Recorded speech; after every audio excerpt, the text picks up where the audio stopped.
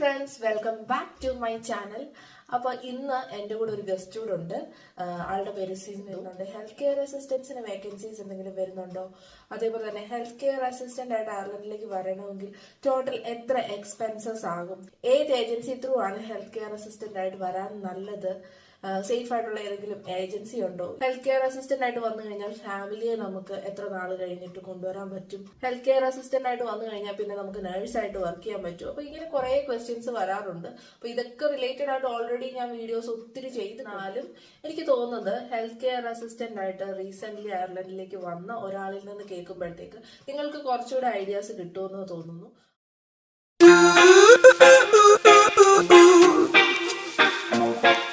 ഏറ്റവും കൂടുതൽ ക്വസ്റ്റ്യൻസ് വരുന്ന ഒരു ഏരിയ ആണ് സാലറി ആൻഡ് മണി. അതില് what is the starting salary of an HCA?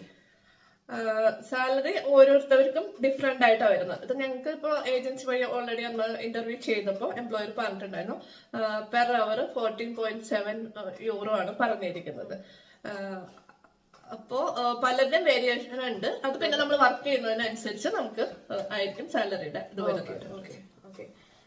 So നിങ്ങൾക്ക് ഓവർ ടൈം കിട്ടാറുണ്ടോ അവിടെ? ചില സമയങ്ങളിൽ ഓവർ ടൈം കിട്ടാറുണ്ട്, ചില സമയങ്ങളിൽ ചിലപ്പോൾ അവേഴ്സ് കുറവാകാറുണ്ട്. ഓവർ ടൈമിന് നല്ല പേയ്മെന്റ് കിട്ടാറുണ്ട്. ഓവർ ടൈമില് പേയ്മെന്റ് കിട്ടും എന്നിരുന്നാൽ പോലും നമുക്ക് ഓവർ ടൈം കൂടുതൽ ചെയ്ത് കഴിഞ്ഞാൽ നമുക്ക് ടാക്സ് ഒരുപാട് കട്ടാവുന്നുണ്ട്. അപ്പൊ അതുകൊണ്ട് നമ്മൾ ഓവർ ടൈം ഒരുപാട് ചെയ്ത പൈസ ഉണ്ടാക്കാന്ന് വിചാരിച്ചാലും അത്രയും കിട്ടില്ല, ടാക്സ് ഒരുപാട് കട്ടായി പോകുന്നുണ്ട്. Is this salary enough to live comfortably in Ireland? ഇപ്പോഴത്തെ അവസ്ഥയിൽ ഇപ്പൊ കുഴപ്പമില്ല, കാരണം ഞാനിപ്പോ ഒരു സിംഗിൾ ആയിട്ടാണ് നിൽക്കുന്നത്. പിന്നെ ഫാമിലി ഒക്കെ കൊണ്ടുവരുമ്പോൾ നമുക്ക് എക്സ്പെൻസസ് കൂടുതലായിരിക്കും, അപ്പോ നമുക്ക് കുറച്ച് ഡിഫിക്കൽട്ട് ആണ്. ഇപ്പോഴത്തെ ഇതിൽ ഞാൻ കംഫർട്ടബിൾ ആണ്. ഓക്കെ, അടുത്ത section expenses and living. How much is the average rent?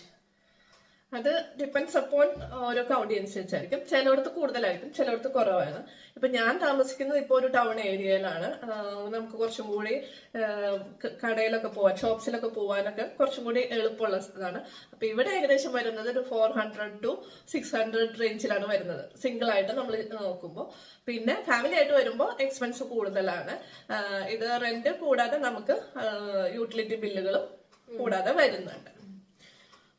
Is this accommodation provided by employer? No.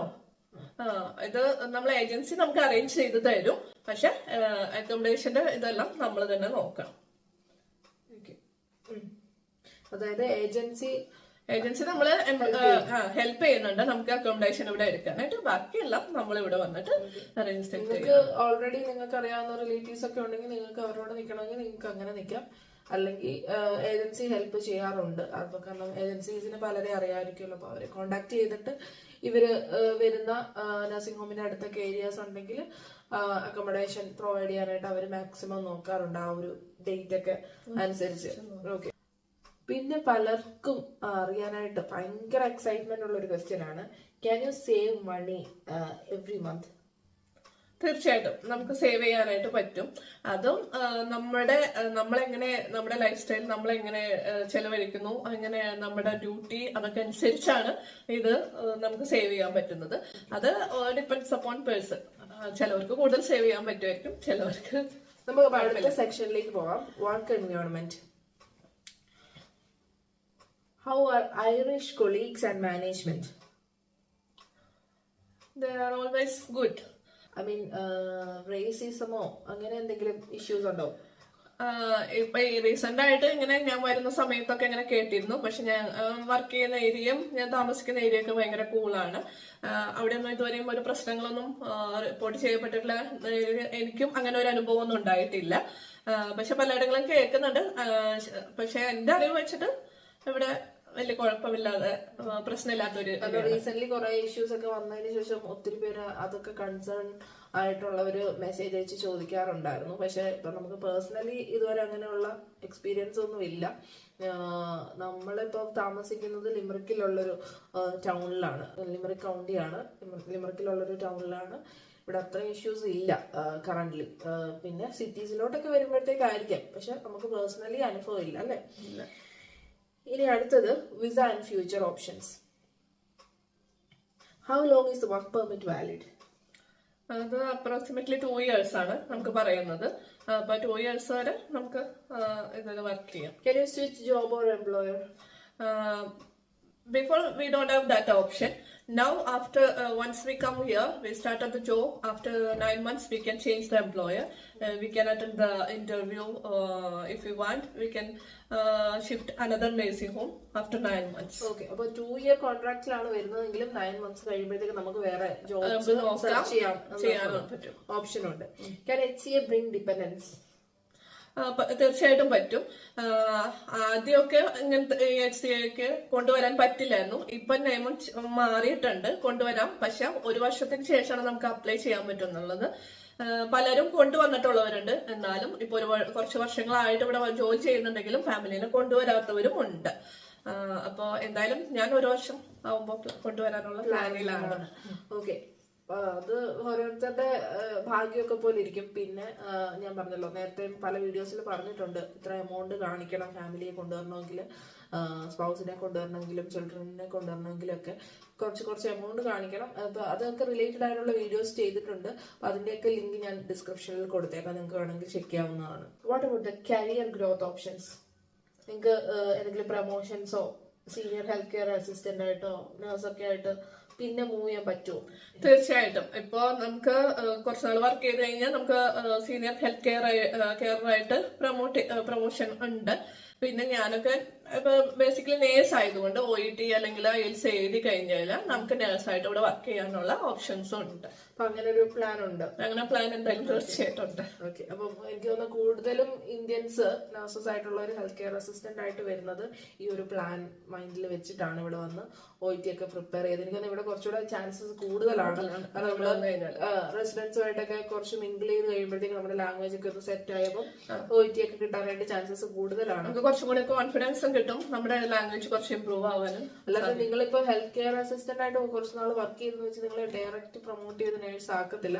Normally ഉള്ള പ്രോസസിങ് സ്റ്റെപ്സ് എല്ലാം ചെയ്യണം. OET എഴുതണം, ആപ്റ്റിറ്റ്യൂഡ് ഓർ അഡാപ്റ്റേഷൻ എന്താന്ന് വെച്ച് കഴിഞ്ഞാൽ അത് ചെയ്യണം. അപ്പൊ ഇതെല്ലാം ചെയ്ത് നിങ്ങൾ കയറണം. പിന്നെ നിങ്ങളുടെ ആ ഹെൽത്ത് കെയർ അസിസ്റ്റന്റ് പീരീഡിലുള്ള ഗ്യാപ്പ് അപ്പം ഉള്ളത് കൊണ്ട് തന്നെ കൂടുതലും നിങ്ങളിപ്പം നേഴ്സായി കയറുകയാണെങ്കിൽ നിങ്ങൾ വർക്ക് ചെയ്ത നഴ്സിംഗ് ഹോമുകാർ തന്നെ നിങ്ങളെ നേഴ്സായിട്ട് കയറ്റും. പിന്നെ നിങ്ങൾക്ക് അവിടെ നിന്ന് ഒരു 2-year കോൺട്രാക്ട് കഴിഞ്ഞ് കഴിഞ്ഞിട്ട് നിങ്ങൾക്ക് HSAയിലോട്ടോ എങ്ങനെയാണെന്ന് വെച്ചാൽ മൂവ് ചെയ്യാവുന്നതാണ്. ഇനി അടുത്തത് advices for newcomers. Do you have any advices for newcomers? Yes, of course. ഇപ്പൊ വരുന്നവർക്ക് ഇപ്പൊ നമ്മുടെ നാട്ടിൽ നിന്ന് വിട്ട് വരുന്ന വേറൊരു രാജ്യത്തേക്ക് വരികയാണ്. ഇപ്പൊ നമ്മുടെ നാട്ടിലെന്ന് പറയുമ്പോൾ നമ്മളെല്ലാവരും ഭയങ്കര ഡിപ്പെൻഡന്റ് ആണ്. ഇവിടെ വരുമ്പോൾ നമുക്ക് കുറച്ച് പേര് നമുക്ക് പരിചയമുള്ളവരും കൂട്ടുകാരും ഫ്രണ്ട്സും ഒക്കെ ഉണ്ടെങ്കിലും അവർക്ക് നമ്മളെ സഹായിക്കുന്നതിന് പരിമിതികളുണ്ട്. അപ്പൊ തീർച്ചയായിട്ടും എല്ലാ കാര്യങ്ങളും നമ്മൾ തന്നെ ചെയ്ത് ഇതായിരിക്കണം. അപ്പൊ ചെയ്യണം എന്നുള്ളൊരു കരുതലോടുകൂടി നമ്മൾ തന്നെ ഉണ്ടാവുള്ളൂ, നമ്മൾ തന്നെ ഫേസ് ചെയ്യണം എന്ന രീതിയിൽ തന്നെ വരണം. പിന്നെ ഇവിടെ എന്ന് പറയുമ്പോൾ ഇവിടുത്തെ വെതർ അനുസരിച്ച് നമ്മൾ ഇവിടെ വരുമ്പോൾ നമ്മൾ ഭയങ്കര ഒരു ചെറിയ ഗ്ലൂമി ആയിട്ടായിരിക്കും, ചിലർക്ക് ഭയങ്കര ഫ്രസ്ട്രേറ്റഡ് ആയിട്ടൊക്കെ വരാറുണ്ട്. അപ്പൊ അതിനൊക്കെ നമ്മൾ എന്താ പറയാ നേരിടാനുള്ള ഒരു ധൈര്യം, അങ്ങനെയുള്ളൊരു കുറച്ചൊരു കറേജിയസ് ആയിട്ടൊക്കെ വേണം. എക്സ്പെക്ടേഷൻസ് വെച്ച് വരരുത്. അതേപോലെ തന്നെ ഡിപ്പെൻഡന്റ് ആയിട്ടുള്ളവർക്ക് വരാൻ പറ്റുന്ന ഒരു ഏരിയ അല്ല. നമ്മള് കൂടുതലും ഇൻഡിപെൻഡന്റ് ആയിട്ട് ജീവിക്കാനായിട്ട് താല്പര്യമുള്ളവർക്ക് വരാൻ പറ്റിയൊരു ഇതും നമ്മളെ കൂടുതലത്. അതിന്റെ കൂടെ നമ്മൾ പെട്ടെന്ന് വരുമ്പോഴുള്ള വർക്ക് ഇത് നമ്മളുടെ അവിടത്തേക്കാളും ടോട്ടലി ചേഞ്ച് ആയിട്ടുള്ള ആ ഒരു ഫിസിക്കലി കുറച്ചും കൂടി സ്ട്രഗിൾ ആണ്. അതും കൂടിയൊക്കെ മിക്കവരും കുറച്ചു പേരൊക്കെ ഇത് ചെയ്യാറുണ്ട്. അപ്പൊ അതൊക്കെ നമ്മൾ മനസ്സിൽ കരുതിയിട്ട് വേണം വരാനായിട്ട്. ഇനി നമ്മൾ നമ്മുടെ ലാസ്റ്റ് സെക്ഷനിലേക്ക് കടക്കാണ്, റാപ്പിഡ് ഫയർ ക്വസ്റ്റ്യൻസ്. ഇതിൽ ഞാൻ ജസ്റ്റ് 3 ക്വസ്റ്റ്യൻസേ ചോദിക്കുന്നുള്ളൂ. Best thing about Ireland? Ireland ഞാൻ വെച്ച് നോക്കുമ്പോൾ നല്ലൊരു കൺട്രിയാണ്, നല്ലൊരു ബ്യൂട്ടിഫുൾ കൺട്രിയാണ്. പിന്നെ എവിടെയെന്ന് പറഞ്ഞാൽ ഏറ്റവും എനിക്ക് അട്രാക്ട് ചെയ്തത് ഭയങ്കര പീസ്ഫുൾ ആണ്. അപ്പോ അതാണ് എന്നെ ഏറ്റവും കൂടുതൽ അട്രാക്ട് ചെയ്തത്. Hardest part of HCA job? Physically ഭയങ്കര സ്ട്രഗിൾ ഉണ്ട് വരുന്ന സമയം. എന്തായാലും ഈസി അല്ല. എന്തായാലും നമ്മളത് കണക്കാക്കി തന്നെയാണ് വരുന്നത്. നമ്മളിവിടെ വരുമ്പോ എന്തായാലും നമ്മൾ വർക്ക് ചെയ്യണം, നമ്മൾ എന്തായാലും ജോലി ചെയ്യാനാണ് വരുന്നത് എന്നുള്ള ഇതോടുകൂടി തന്നെ വരണം. Okay. Is it worth coming? Yeah, of course. കാരണം നമ്മളിവിടെ വന്നു കഴിഞ്ഞുമ്പോൾ നമുക്ക് കുറച്ചും കൂടി നമ്മുടെ ലൈഫ് സ്റ്റൈലൊക്കെ കുറച്ചും കൂടി ഇമ്പ്രൂവ് ചെയ്യാനായിട്ട് പറ്റും. പിന്നെ നമ്മൾ വേറൊരു കൺട്രി എക്സ്പ്ലോർ ചെയ്യുന്നു, നമ്മുടെ ലാംഗ്വേജ് ഒക്കെ നമുക്ക് കുറച്ചും കൂടി ഇമ്പ്രൂവ് ചെയ്യാനായിട്ട് പറ്റും. പിന്നെ ഞാൻ ഒന്നും കൂടെ ഇത് മനസ്സിലാക്കിയത് നമ്മൾ ഇവിടെ വന്നു കഴിഞ്ഞിട്ട് എല്ലാത്തിനും നമ്മള് എങ്ങനെയാണ് അവര് നമുക്ക് എല്ലാത്തിനും ഒരു റെസ്പെക്ട് തരുന്നുണ്ട്. നമ്മൾ അത് പഠിക്കുന്നുണ്ട്, എങ്ങനെ how to give respect and take respect. Okay, അപ്പൊ ഇത്രേ ഉള്ളൂ ഇന്നത്തെ വീഡിയോ. നിങ്ങൾക്ക് വേറെ എന്തെങ്കിലും കാര്യങ്ങൾ ഹെൽത്ത് കെയർ അസിസ്റ്റന്റ് റിലേറ്റഡ് ആയിട്ട് അറിയണമെങ്കിൽ നിങ്ങൾക്ക് കമന്റ് ചെയ്യാവുന്നതാണ്. ഉറപ്പായിട്ട് നിങ്ങൾക്ക് റിപ്ലൈ കിട്ടും. ഞാൻ നേരത്തെ സൂചിപ്പിച്ചതുപോലെ വേറെ എന്തെങ്കിലും ടോപ്പിക് റിലേറ്റഡ് ആയിട്ടുള്ള വീഡിയോസ് വേണമെങ്കിൽ അതും നിങ്ങൾ കമന്റ് ചെയ്യുക. എന്നെ കൊണ്ട് ചെയ്യാൻ പറ്റുന്നതാണെങ്കിൽ ഞാൻ ഉറപ്പായിട്ടും ചെയ്യുന്നതായിരിക്കും. അപ്പൊ ഇന്നത്തെ വീഡിയോ യൂസ്ഫുൾ ആണെങ്കിൽ അതും കൂടെ കമന്റ് ചെയ്തേക്കണേ. നിങ്ങളെ വീഡിയോയ്ക്ക് ലൈക്സും കമന്റ്സ് ഒക്കെ ചെയ്തെങ്കിൽ മാത്രമേ നമുക്ക് ഇതുപോലുള്ള വീഡിയോസ് മുന്നോട്ട് ചെയ്യാൻ ഒരു എൻകറേജ്മെന്റ് കിട്ടത്തുള്ളൂ. ഞാൻ നേരത്തെ വീഡിയോസിലും പറഞ്ഞിട്ടുള്ളതാണ്. അതേപോലെ തന്നെ ഒത്തിരി താങ്ക്സ്. കാരണം കുറെ പേര് ഇങ്ങനത്തെ ക്വസ്റ്റ്യൻസ് ഫ്രീക്വന്റ് ആയിട്ട് ചോദിക്കാറുണ്ട്. പലർക്കും ക്ലിയർ ആയിട്ട് ഒരു ആൻസേഴ്സ് കിട്ടുന്നില്ല. അപ്പം ഒരു റീസെന്റ് വന്നൊരു ഹെൽത്ത് കെയർ അസിസ്റ്റന്റ് എന്ന നിലയിൽ ചേച്ചി ഇത്രയും കാര്യങ്ങൾ പറഞ്ഞു കൊടുത്തപ്പോഴത്തേക്ക് എനിക്ക് തോന്നുന്നു പലർക്കും യൂസ്ഫുൾ ആയിരിക്കും. തീർച്ചയായിട്ടും.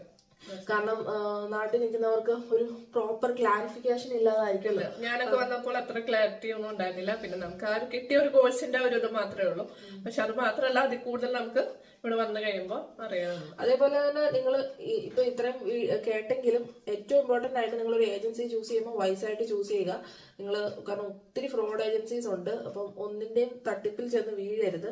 ഇങ്ങനെ ഒരു ഏജൻസി ഉണ്ടോ, ആ ഏജൻസി ത്രൂ ആളുകൾ പോയിട്ടുണ്ടോ, പോയവരൊക്കെ സേഫ് ആണോ എന്നൊക്കെ അന്വേഷിച്ചിട്ട് വേണം പോകാനായിട്ട്. നമുക്ക് ഒന്നും ലൈക്ക് ഇന്നത്തെ കാലത്ത് ഏത് ഏജൻസിയാണ് ജെന്യുവിൻ അല്ലാത്തതെന്നൊന്നും നമുക്ക് പറയാൻ പറ്റത്തില്ല. എപ്പം വേണമെങ്കിലും എന്ത് വേണേലും മാറി മറിയാം. കുറെ പേരൊക്കെ പറ്റിക്കപ്പെടുന്നുണ്ട്. അപ്പൊ അതുകൊണ്ട് ഇതുപോലെ കുറെ പേര് നമ്മൾ ഫ്രണ്ട്സ് ആയിട്ടോ നമുക്ക് അറിയാവുന്ന ഒരുപാട് മേഖലകളുണ്ട്. അപ്പൊ അതിൽ നമ്മൾ അന്വേഷിച്ചിട്ട് വേണം നമ്മൾ അത് ചെയ്യാൻ. നിങ്ങൾക്ക് മുന്നേ ആ ഏജൻസി ത്രൂ ആരെങ്കിലും പോട്ടെ, ഏത് ഏജൻസി ആകട്ടെ, അപ്പം ആ ഏജൻസി ത്രൂ ആരെങ്കിലും പോയിട്ടുണ്ടോ, എമൗണ്ട് എത്ര അവരുടെ നിന്ന് വാങ്ങിച്ചിട്ടുണ്ട്, എത്തിയവര് സേഫ് ആയിട്ട് എത്തിയോ, അവർക്ക് ജോലി ചെയ്യാൻ പറ്റുന്നുണ്ടോ, ഇങ്ങനെയുള്ള കാര്യങ്ങളൊക്കെ അന്വേഷിച്ചിട്ട് വേണം നിങ്ങളൊരു ഏജൻസിക്ക് എമൗണ്ട് കൊടുക്കാനായിട്ട്. അതേപോലെ ഒരു കാര്യം നമ്മൾ പറയാൻ മിസ്സായി. കാരണം നമ്മൾ ഒരു പുതിയ കൺട്രിയിലേക്ക് വരുമ്പോഴത്തേക്ക് ഉറപ്പായിട്ട് നമുക്ക് ഹെൽത്ത് ഇഷ്യൂസ് വരാൻ ചാൻസസ് ഉണ്ട്. ഇപ്പൊ പ്രസന്റ്ലി വിന്റർ ആയതുകൊണ്ട് തന്നെ അപ്പം നമുക്കൊരു GP ഉണ്ടെങ്കിൽ വളരെ നല്ലതായിരിക്കും. എനിക്ക് തോന്നുന്നു ചേച്ചി ഇപ്പൊ വന്നിട്ട് 5 to 6 months ആയിട്ട് ഒരു GP-നെ കിട്ടിയിട്ടില്ല. ഇവിടെ വന്ന ഇപ്പൊ ഞാൻ മനസ്സിലാക്കിയിടത്തോളം പെട്ടെന്ന് GP കിട്ടുക എന്നുള്ളത്, നമുക്ക് എപ്പോഴും ഒരു GP ഉണ്ടെങ്കിൽ മാത്രമേ നമുക്ക് ഇപ്പൊ എന്തെങ്കിലും സിക്ക് വന്നാലോ എന്തെങ്കിലും മെഡിസിൻ ഇതാക്കാനോ നമുക്ക് സിക്ക് ഇതിനുള്ളത് അപ്ലൈ ചെയ്യാനോ ഒക്കെ പറ്റുള്ളൂ. അപ്പൊ അത് എന്ന് പറഞ്ഞാൽ ഇതുവരെയും എനിക്ക് കിട്ടിയിട്ടില്ല. തോന്നിയിട്ടുള്ളത്. അപ്പൊ അത് എന്ന് വെച്ചാൽ അത് കുറച്ച് ഡിഫിക്കൽട്ട് ആയിട്ടാണ് കാണുന്നത്. അപ്പൊ നമ്മൾ എന്തെങ്കിലും ഉണ്ടെങ്കിൽ നമ്മൾ നാട്ടിൽ നിന്ന് ഡോക്ടറൊക്കെ കണ്ട് അതിനുള്ള മെഡിസിനും അതിനുള്ള പരിഹാരങ്ങളൊക്കെ എടുത്തിട്ട് വരുന്നതായിരിക്കും നല്ലത്. പെട്ടെന്ന് തന്നെ GP-നെ എടുക്കാനുള്ളത് ചെയ്യുക. പിന്നെ വന്നു കഴിഞ്ഞാൽ എനിക്ക് തോന്നുന്നു ഒരു 2 ആഴ്ച നമുക്ക് എന്തായാലും ഇവിടെ കിട്ടും, നമ്മൾ ജോലിക്ക് കയറുന്നതിന് മുമ്പ്. അപ്പൊ ആ ഒരു സമയങ്ങളിൽ നമുക്ക് കുറച്ച് കാര്യങ്ങൾ ചെയ്യാനുണ്ട്. അത് ഏജൻസി ഗൈഡ് ചെയ്ത് തരാറുണ്ട്. നമുക്ക് നമ്മുടെ PPS അങ്ങനെയുള്ള കാര്യങ്ങൾ, PPS GNIB കാർഡ് അങ്ങനെയൊക്കെ ആ ഒരു കൂട്ടത്തിൽ ഇതും പെട്ടെന്ന് നോക്കുന്നത് നല്ലതായിരിക്കും. ചെയ്യാനുള്ള കാര്യങ്ങളൊക്കെ പെട്ടെന്ന് ചെയ്ത് തീർക്കുക. അപ്പൊ അത്രേ ഉള്ളൂ ഇന്നത്തെ വീഡിയോ. ഇന്നത്തെ വീഡിയോ യൂസ്ഫുൾ ആയിരിക്കും എന്ന് പ്രതീക്ഷിക്കുന്നു. അപ്പം നേരത്തെ പറഞ്ഞ പോലെ തന്നെ വീഡിയോ യൂസ്ഫുൾ ആയെങ്കിൽ വീഡിയോ ലൈക്ക് ചെയ്യുക, ഷെയർ ചെയ്യുക, കമന്റ് ചെയ്യുക. Thanks for watching. Bye bye.